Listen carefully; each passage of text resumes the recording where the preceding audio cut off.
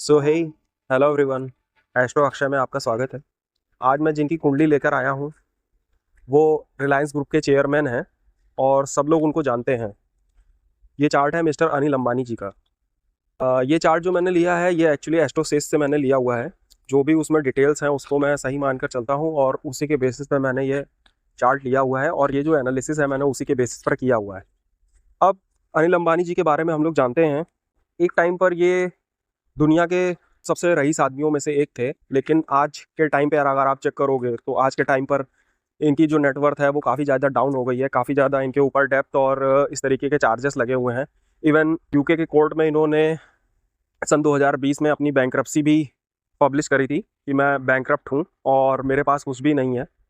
और रिसेंटली इन्होंने कुछ बैंक्स के जो ड्यूज़ हैं उसको रिकवर भी कर दिया है। तो हम लोग इसको आज कुंडली चार्ट से चेक करके देखेंगे कि ऐसा क्यों हो रहा है और क्यों इनका राइज हुआ और क्यों इनका डाउनफॉल अब आ रहा है और उसके बाद ये फिर कम बैक करके वापस आ रहे हैं। तो ये सब हम इस कुंडली चार्ट से समझने की कोशिश करते हैं। तो जो भी व्यूवर्स मेरे चैनल पर नए हैं और वो ज्योतिष के वीडियोस में इंटरेस्टेड हैं, ज्योतिष को सीखना समझना और पढ़ना चाहते हैं, तो वो मेरे चैनल को सब्सक्राइब कर दें। मैं कुंडली से रिलेटेड नए नए वीडियोस बनाता रहता हूँ जिससे हम ज्योतिष के फील्ड में आगे बढ़ सकें। तो अब मैं वीडियो को शुरू करता हूँ। इनकी मकर लगन की कुंडली बन के आती है और जो इनकी कुंडली का शनि है वो इनकी कुंडली के 12th हाउस में जाकर वक्री होकर गुरु की राशि में 11 डिग्री का बैठा हुआ है। फर्स्ट हाउस जो है वो खाली है। क्योंकि कुंडली का जो फर्स्ट हाउस है वो खाली है, तो जब कुंडली का फर्स्ट हाउस खाली होता है तो उस केस में मैं क्या करता हूँ, कुंडली में जो उस भाव पर आस्पेक्ट होती है उसको लेता हूँ। तो मैं देखता हूँ इस कुंडली में मंगल की और साथ ही साथ शुक्र की आस्पेक्ट जो है वो आ रही है और राहु की भी यहाँ पर फिफ्थ आस्पेक्ट जो है वो लगन को आ रही है। राहु मकर लगन की कुंडली में कारक होता है और राहु यहाँ पर अच्छी कंडीशन में बैठा हुआ है कि इनके लग्न पर जो है 3 ग्रहों की आस्पेक्ट आ रही है, जिसमें से मंगल और राहु जो है वो नेचुरल कुंडली के अशुभ ग्रह होते हैं और शुक्र जो होता है वो नेचुरल रूप से शुभ ग्रह होता है। और मकर लगन की कुंडली में जो शुक्र होता है वो एक 5th हाउस का और एक 10th हाउस का स्वामी होता है, जिसकी वजह से जो शुक्र है वो यहाँ पर योग कारक है और योग कारक प्लेनेट की जब आस्पेक्ट लगन पर पड़ती है तो ये काफ़ी अच्छी बात होती है। तो इतनी चीज़ें मुझे कुंडली से समझ में आ रही हैं। मैंने फर्स्ट हाउस देखा, फर्स्ट हाउस पर जैसे आस्पेक्ट है उसको देखा। अब मैं देखता हूँ फर्स्ट हाउस का जो लॉर्ड है उसकी क्या स्थिति है। जो फर्स्ट हाउस का लॉर्ड है वो कुंडली के 12th हाउस में जाकर बैठा हुआ है और अगर आप ध्यान से देखोगे तो गुरु और शनि, शनि जो है वो यहाँ पर वक्री है और वो गुरु की धनु राशि में जाकर बैठा हुआ है। गुरु यहाँ से 12th हाउस में बैठा हुआ है। शनि और गुरु में आपसी जो संबंध है वो सम है, मतलब गुरु को वो अपोज नहीं करता क्योंकि वो गुरु की महत्ता को समझता है।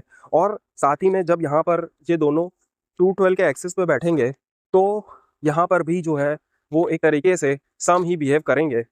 तो जिस वजह से यहाँ पर जो शनि बैठा है वो ठीक ठाक कंडीशन में बैठा है, एक शुभ ग्रह की राशि में बैठा हुआ है, लेकिन कुंडली के 12th हाउस में गया है। तो कहीं ना कहीं शनि के अंदर थोड़ी खराब स्थितियां जरूर हैं। लग्न का स्वामी जब 12th हाउस में जाता है तो ऐसी स्थिति में अवयोग जो होता है वो बनता है। ऐसी स्थिति में व्यक्ति को चीज़ें जो हैं वो संघर्ष करके मिलती हैं और वो काफ़ी अपने संघर्ष लाइफ में करता है। और जब शनि जैसा प्लेनेट जब जाता है 12th हाउस में तो वो यहाँ पर इनको इनके करियर में काफ़ी संघर्ष कराता है, लेकिन गुरु का हाउस होने की वजह से वो संघर्ष क्या होता है वो फ्रूटफुल हो जाता है और वो इनको राइज करता है। अब मैं बात करता हूँ जो लगन का कारक है सूर्य। तो सूर्य की जब मैं बात करता हूँ तो सूर्य इस कुंडली के 5th हाउस में बैठा हुआ है और सूर्य यहाँ पर 2 नंबर राशि में बैठा हुआ है। 2 नंबर राशि जो होती है वो शुक्र की राशि होती है और जो शुक्र होता है वो सूर्य का शत्रु होता है। तो जिस वजह से यहाँ पर जो सूर्य है भाव वाइज उसकी प्लेसमेंट अच्छी है, लेकिन जो राशि बनी है 2 नंबर वो राशि बहुत अच्छी नहीं है। लेकिन अच्छी बात यहाँ पर ये होगी कि जो चंद्रमा है वो यहाँ पर उच्च राशि में बैठा हुआ है। तो मैं ये बोल सकता हूँ कि जो सूर्य है वो यहाँ पर एक उच्च के प्लेनेट के साथ अपने मूल भाव में, काल पुरुष कुंडली के हिसाब से अगर आप चेक करोगे तो ये 5th हाउस पड़ता है जहाँ पर सूर्य की ही राशि 5 नंबर आती है। तो जिस वजह से यहाँ पर सूर्य इनका बलि समझ में आएगा आपको। और साथ ही जो सूर्य है उसने बुध को भी अस्त कर रखा है, तो जिस वजह से इनकी कुंडली में बुधादित्य योग भी बनेगा। तो इतनी सारी चीज़ें मैंने कुंडली के फर्स्ट हाउस पर बताई। मतलब कुंडली में अगर मैं ओवरऑल बोलूँ, शुक्र के एस्पेक्ट की वजह से और सूर्य के उच्च के प्लेनेट के बैठने की वजह से और साथ ही साथ इस पे जो कारक है उसकी स्थिति को देखूं मैं तो कारक जो है उस पर गुरु की भी एस्पेक्ट है 11th हाउस से, और गुरु जो है वो यहाँ वक्री है अपने मित्र के घर से। तो कहीं ना कहीं कुंडली का जो फर्स्ट हाउस है वो मजबूत है, लेकिन हाँ जो शनि की स्थिति है कुंडली में वो एक्चुअली यहाँ पर इनको प्रॉब्लम में फंसा रही है, और साथ ही साथ इनको इनके करियर में स्ट्रगल करा रही है। तो इस तरीके की मुझे कुंडली में योग समझ में आ रहे हैं। अब मैं बात करता हूँ कुंडली में ईयर 2006 की। ईयर 2006 में जो अनिल अंबानी है ये दुनिया के 6वें सबसे अमीर इंसानों में से एक थे। उस समय पर इनकी जो नेटवर्थ थी वो करीब 42 बिलियन डॉलर के आसपास थी, और ये मुकेश अंबानी से भी वेल्थ में काफ़ी आगे थे। तो इसको क्रॉस चेक करने के लिए मैं एक बार इनकी कुंडली में उस टाइम पर क्या दशा चल रही थी उसको एक बार देख लेता हूँ।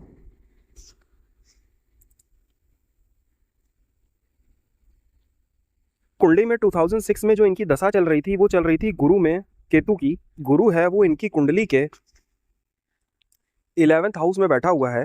जो गुरु होता है वो धन का कारक होता है। साथ ही साथ गुरु यहाँ पर वक्री भी है। वक्री होने से जो प्लैनेट होता है उसके अंदर चेष्टा बल आ जाता है, जिस वजह से जो गुरु है वो यहाँ पर काफ़ी बली होकर बैठा हुआ है, और साथ ही साथ उच्च के चंद्रमा की आस्पेक्ट भी है, जिस वजह से गुरु के अंदर इनको काफ़ी ज़्यादा धन देने की स्थितियाँ वो यहाँ पर दिखा रहा है।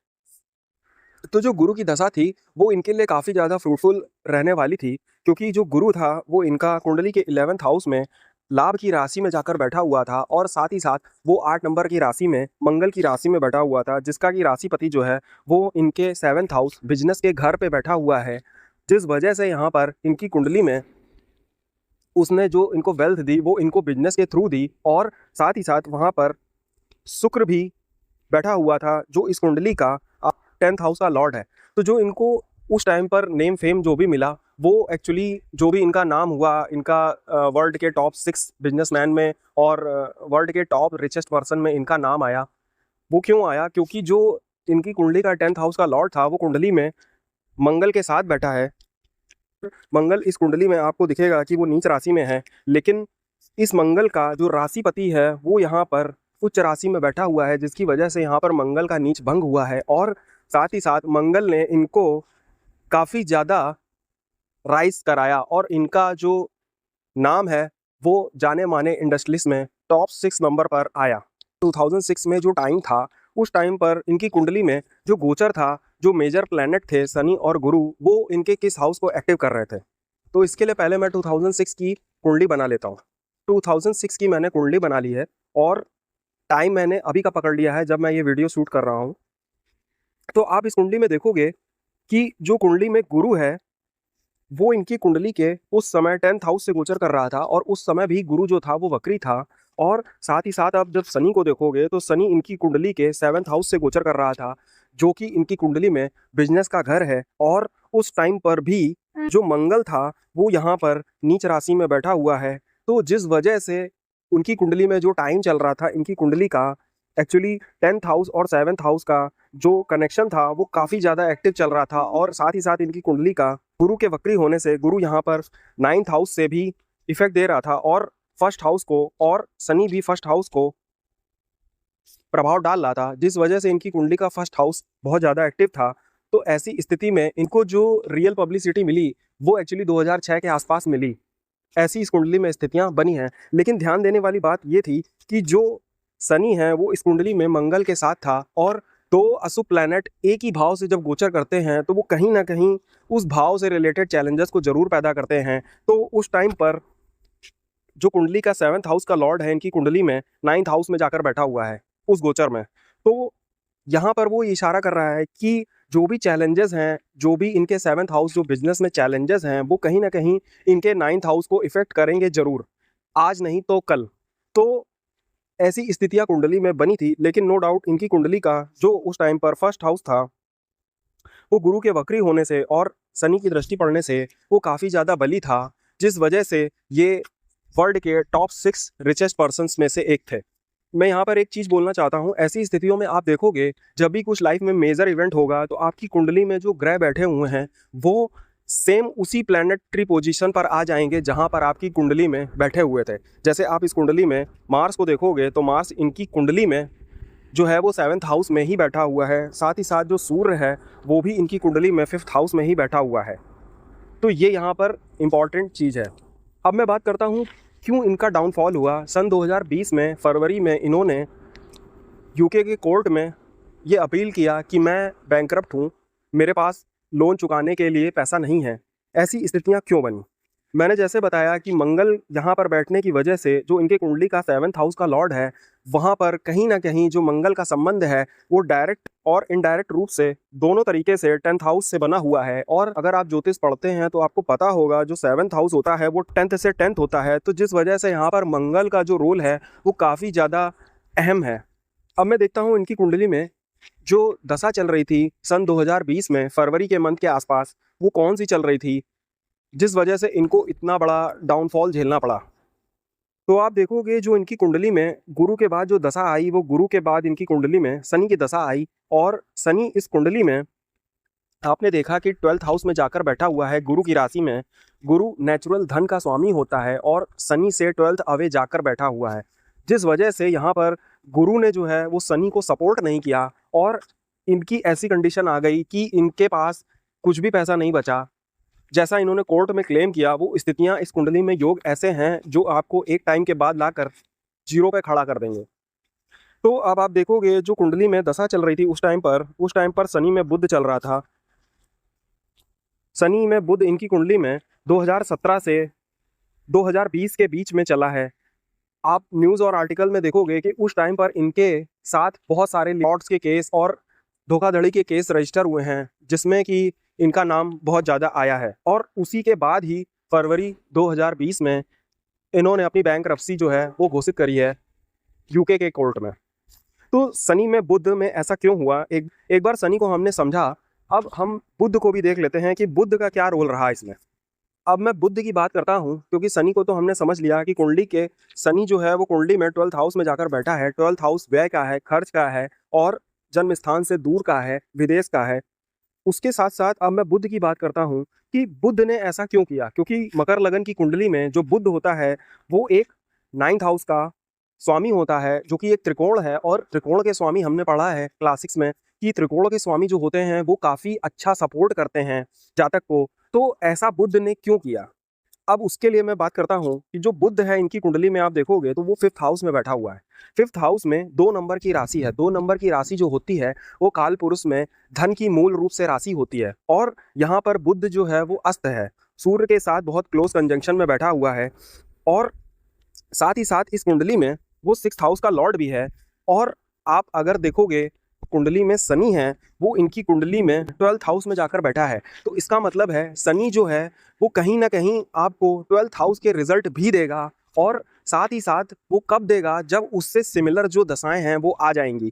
तो यहाँ पर कुंडली में जो बुध है 9th हाउस का लॉर्ड होने के बावजूद यहाँ पर इनकी कुंडली में उसने 6th हाउस का फल दिया। 6th हाउस जो होता है वो लोन का होता है, कर्जे का होता है, उसका फल यहाँ पर बुध ने दिया। क्योंकि जो कुंडली में लग्नेश था वो इनकी कुंडली के 12th हाउस में जाकर बैठा था, तो कहीं ना कहीं वो यहाँ पर इनके द्वारा क्रिएटेड जो भी इनकी वेल्थ थी उसको कहीं ना कहीं नुकसान पहुँचाने का, खर्च होने का टाइम बता रहा था। तो जो बुध की दशा जब आई इनकी कुंडली में तो उसने 9th हाउस का फल ना करके इनकी कुंडली में 6th हाउस का फल किया।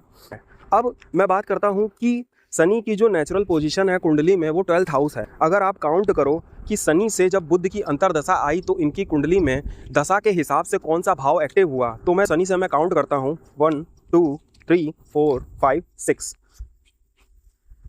तो जो बुध में शनि की दशा थी वो एक्चुअली इनके कुंडली के 6ठे घर को एक्टिव कर रही थी। 6ठा घर हमें पता है कुंडली में रोग का होता है, ऋण का होता है, कर्जे का होता है, बीमारियों का होता है और शत्रुओं का भी होता है।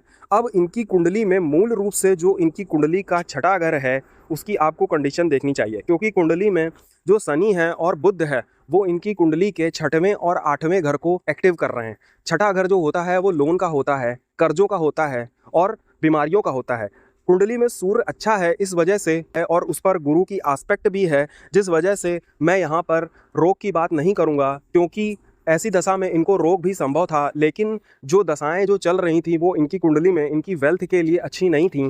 तो बुध ने यहाँ पर वो रोल निभाया जो इनकी कुंडली में लग्नेश बोल रहा था। मतलब जो लग्नेश है शनि वो इनकी कुंडली में 12th हाउस और 6th हाउस का फल करना चाहता था, जिसको कि बुध ने अपनी अंतर्दशा में पूरा किया। तो इतनी बात आपको समझ में आई होगी। अब मैं कुंडली में देख लेता हूँ छठा घर, क्योंकि छठा घर जब तक कुंडली का पीड़ित नहीं होगा तब तक आपको ना तो रोग होगा और ना ही आपको कोई लोन, कर्जा, बीमारियां ये होंगी। अगर छठा घर मजबूत है, उसका भावपति अच्छी कंडीशन में है, उस पर शुभ ग्रहों का प्रभाव है, तो ऐसी स्थिति में आपके ऊपर लोन, कर्जा और बीमारियां होने के बावजूद एक टाइम के बाद आप उससे उबर जाओगे और उससे पार पा जाओगे। तो अब मैं इनकी कुंडली पर छठे घर पे बात करता हूँ। छठा घर जो होता है वो लोन का होता है, कर्जे का होता है। तो मैं देखता हूँ कुंडली में छठे घर पे कोई प्लैनेट बैठा नहीं हुआ है। छठे घर पर जो एस्पेक्ट है वो शनि की है। शनि मूल रूप से कुंडली का अशुभ ग्रह होता है और शनि यहाँ पर वक्री भी है। वक्री होने से शनि के पास जो है वो चेष्टा बल भी है, और जो शनि जिस राशि में बैठा हुआ है वो गुरु की राशि है। गुरु जो है इस कुंडली के 11th हाउस में बैठा है, मतलब जो शनि है वो यहाँ पर कहीं ना कहीं इनके वेल्थ को डिस्ट्रक्शन की तरफ ले जाने का काम जरूर करेगा, और साथ ही साथ वो वेल्थ जो होगी, जो भी इन्होंने लोन से और कर्जों से प्राप्त करी होगी, उन सबको ये डिमोलिश करने का काम इस कुंडली में वो करेगा। अब मैंने छठे हाउस की बात करी। छठे हाउस में एक पापी ग्रह शनि की दृष्टि है। वो इस कुंडली के लिए बहुत खराब नहीं होता, लेकिन फिर भी जो शनि की दृष्टि होती है उसमें विष होता है, जो जिस वजह से इनकी कुंडली का 6th हाउस जो है वो काफ़ी कमज़ोर था। और आप देखो कुंडली का 6th हाउस है, उसमें पाप कर्तरी भी है। यहाँ पर 6th हाउस पाप कर्तरी में है, और अगर आप चंद्रमा को भी देखो तो चंद्रमा जो है वो सूर्य के बहुत निकट है, जिस वजह से यहाँ पर अमावस्या का दोष भी बना हुआ है। तो चंद्रमा भी यहाँ पर एक अशुभ ग्रह की तरीके ही बिहेव करेगा। और यहाँ पर मैं बोल सकता हूँ कि इनकी कुंडली में 6th हाउस में डबल पाप कर्तरी लगा हुआ है, जो कि इनके कुंडली के छठे घर को काफ़ी ज़्यादा कमज़ोर कर रहा है।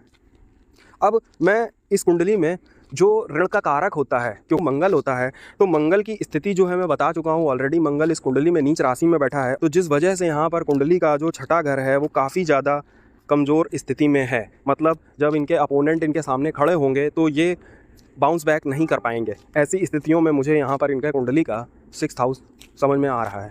कुंडली का जो छठा घर था वो काफ़ी कमज़ोर था, और साथ ही साथ जो सूर्य के साथ जो बुध का अस्त होना है वो काफ़ी ज़्यादा क्लोज कंजंक्शन में है। 1 डिग्री के आसपास जो है बुध अस्त हुआ है, तो इनको उबरने में काफ़ी ज़्यादा समय लगा।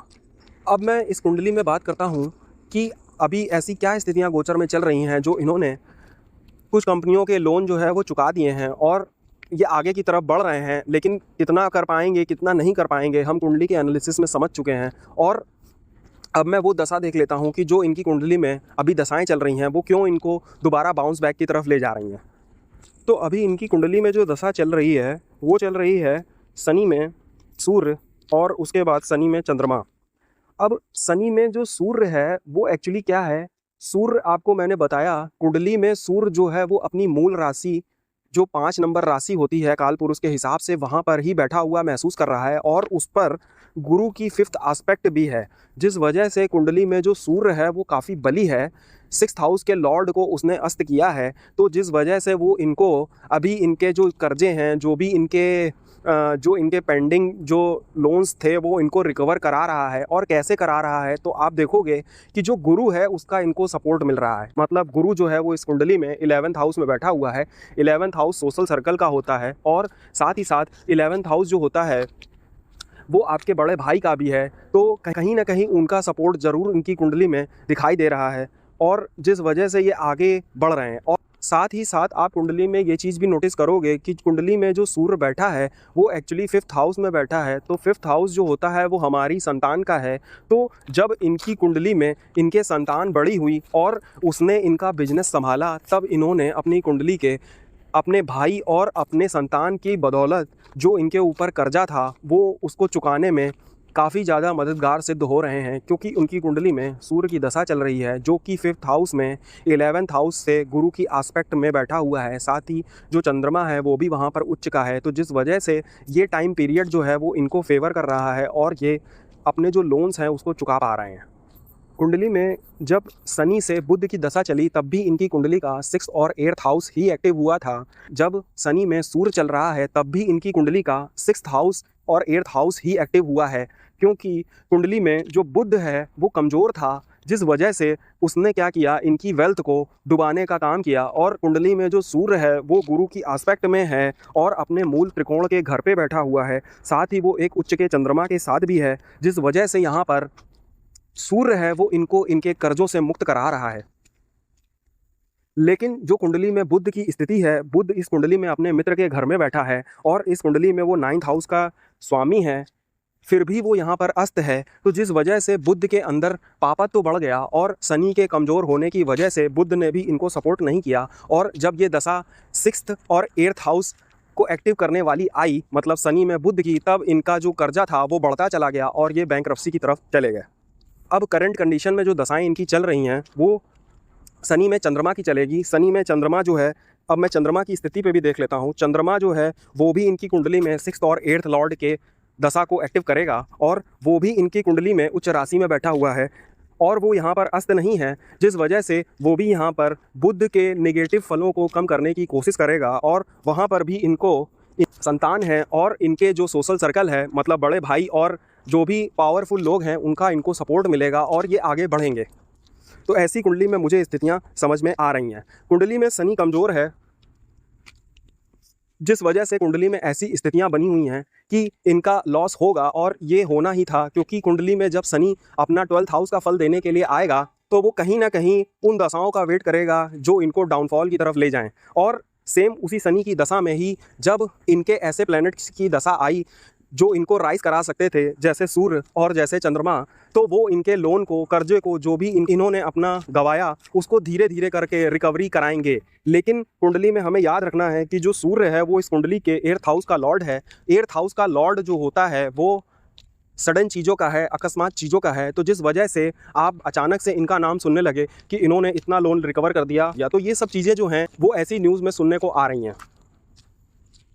लेकिन हमें ये नहीं भूलना है, कुंडली में जो शनि है वो 12th हाउस में गया है, वो भाग्य की राशि में ही वक्री हुआ है और वो राशि 12th हाउस में पड़ी है और गुरु जो है उस राशि से 12th बैठा हुआ है, जिस वजह से वो यहाँ पर कहीं ना कहीं इनको इनके भाग्य में सपोर्ट नहीं कर रहा है। जिस वजह से वो लग्नेश जो है, जो शनि है, वो यहाँ पर कहीं ना कहीं इनके लिए तरह तरह के चैलेंजेस और प्रॉब्लम्स को लेकर आता रहेगा। साथ ही साथ कुंडली में मंगल एक क्रूर प्लैनेट की आस्पेक्ट भी है जो कि लगन पर पड़ी है, तो जिस वजह से वो यहाँ पर इनको तरह तरह के वाद विवाद में फंसाए हुए हैं। और वो सारे ही मैटर शुक्र के साथ बैठने की वजह से, क्योंकि शुक्र जो होता है वो 2nd हाउस का नेचुरल रूप से स्वामी होता है और 2nd हाउस जो होता है वो धन का होता है, फैमिली का होता है। तो आप देख रहे हैं कि जो 2nd हाउस है उसने कैसे मंगल के साथ मिलकर इनको पैसे से संबंधित कई सारी समस्याओं में फंसा के रखा हुआ है।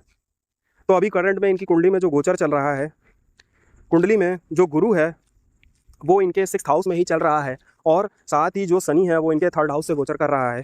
3rd हाउस में शनि बैठकर इनके कुंडली के 5th हाउस को एस्पेक्ट कर रहा है और साथ ही गुरु जो है वो एक्चुअली इनके कुंडली के 6th हाउस में चल रहा है, जो कि ऋण और कर्जे का मूल घर होता है। तो आने वाले टाइम में इनकी प्रॉब्लम्स थोड़ी बढ़ेंगी ज़रूर, लेकिन फिर भी जो गोचर ये चल रहा है और जो दशाएं चल रही हैं वो इस तरफ इशारा कर रही हैं कि ये धीरे धीरे अपनी जितने भी कर्जे हैं उनको रिकवर कर जाएंगे और अपने संतान और अपने जो सोशल सर्कल है उसके बदौलत ये अपने सारे कर्जों को चुका लेंगे। ऐसी कुंडली में मुझे स्थितियां समझ में आ रही हैं। तो आशा करता हूं आपको कुंडली का एनालिसिस अच्छा लगा होगा और इसी तरीके से प्रैक्टिकल नॉलेज को अगर आप सीखना चाहते हैं तो मेरे चैनल को सपोर्ट करें, मेरे चैनल को लाइक, शेयर और सब्सक्राइब करें। आशा करता हूँ वीडियो आपको अच्छा लगा होगा।